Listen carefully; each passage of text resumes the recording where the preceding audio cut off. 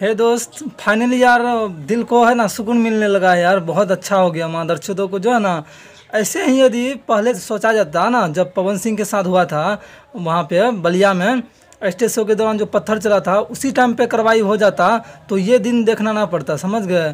और लेकिन हुआ कार्रवाई। योगी आदित्यनाथ को दिल से शुक्रिया कि आप उसको मतलब बेइज्जती करने वाले को और पूरी टीम को, यानी कि आप लोग गिरफ्तार किए, इसके लिए बहुत बहुत शुक्रिया, बहुत बहुत थैंक यू। अभी थोड़ा सा सपोर्ट मिल रहा है तो अच्छा लग रहा है दिल से कि नहीं, भोजपुरी भी अब आगे जा सकती है। नहीं तो भाई बीच में देखो एक डेढ़ महीना पहले पवन सिंह के साथ ऐसा हादसा हुआ स्टेज शो के दौरान पत्थर, और उसके बाद 10 से 15 दिन के बीच हुआ खेसारी लाल के ऊपर पत्थर। ये क्या है यार नौटंकी। और फिर आजकल देख रहे हैं प्रियंका सिंह के ऊपर मतलब बेइज्जती किया जा रहा है। स्टेज शो के दौरान उसको निकाला जा रहा है।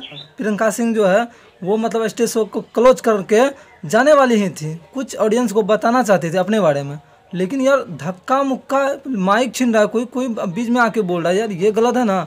बताइए बेचारी कितना रो रही थी, देख लीजिए कितना रो रही है। बताइए इसे रोना चाहिए इतना महान गायक को। प्रियंका सिंह को कौन नहीं जानता है भाई। तो फाइनली बता दूं दोस्त, प्रियंका सिंह का जो है ना स्टेज शो था गोपालगंज में, ठीक है। उस स्टेज शो के दौरान जो है ना 2 आदमी जो है, एक लेडीज़ एक मैन है, वो मतलब ये किया है उसको, मतलब बेइज्जती किया गया है उसके दोनों मतलब आदमियों के साथ।